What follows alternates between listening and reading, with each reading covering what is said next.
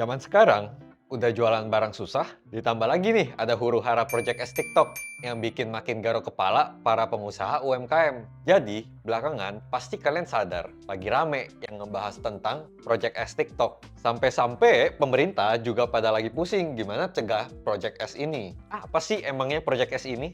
Emang ngefek gitu ke kita semua? Intinya, Project S itu seperti official store-nya TikTok yang jual barang-barang yang diproduksi TikTok sendiri. Lah, emangnya kenapa kalau TikTok mau jualan barang sendiri? Kan fair-fair aja. Masalahnya bukan di situ sebenarnya. Inti permasalahannya dimulai dari cara kerja TikTok dan cara perusahaan ini cari untung. TikTok itu kan ambil data pengguna. Data yang dimaksud itu bukan data saldo rekening atau nik KTP kalian ya, melainkan data personal kalian seperti jenis kelaminnya apa, umurnya berapa, tinggalnya di mana, suka konten seperti apa, produk apa yang biasa kalian cari, kalian tonton, dan kalian beli. Nah, dari data ini, TikTok bikin tuh membangun algoritma. Makanya video yang kita lihat di TikTok cenderung kita suka.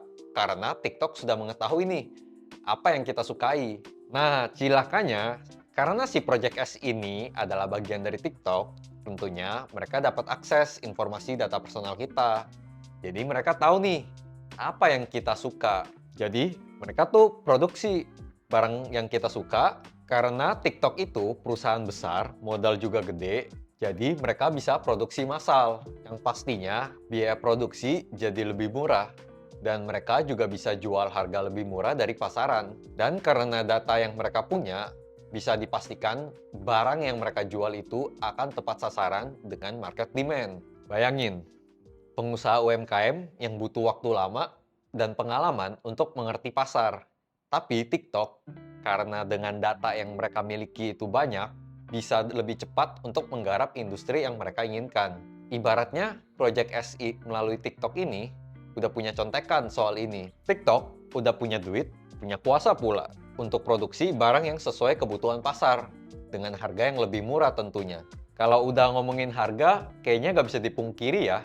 Orang-orang di Indo pasti suka barang-barang yang harganya lebih murah. Apalagi kalau kualitasnya bisa sama atau bahkan lebih baik. Kalau soal dampak, ini bisa bikin kalian, para pengusaha UMKM yang mau jualan di Indo, jadi gak paten. Semakin sulit bersaing di pasaran. Karena kalian udah pasti gak bisa bersaing dengan harga modal barang kalian dengan TikTok. Apalagi kalau kalian yang baru mau usaha UMKM baru, akan menjadi lebih sulit untuk jualan barang-barang kalian di TikTok. Disinilah bisa terjadi monopoli. Karena bayangin, kalian pelaku UMKM yang jualan sabun di TikTok. Terus tiba-tiba Project S bisa jualan sabun yang 10 in 1. Bisa buat cuci muka, keramas, mandi, sikat gigi, cuci piring, ngepel, serba bisa, lebih canggih, lebih bagus, dengan packaging yang lebih modal, dan dengan harga yang lebih murah pula. Pasti kebanting dong ya. Apalagi nih soal exposure dan persaingan marketing di platformnya ini. Pastinya TikTok bakal lebih angkat konten tentang sabun mereka sendiri dong dibanding sabun-sabun dari para pedagang UMKM lainnya. Ini loh yang bikin Project S itu banyak dikritik.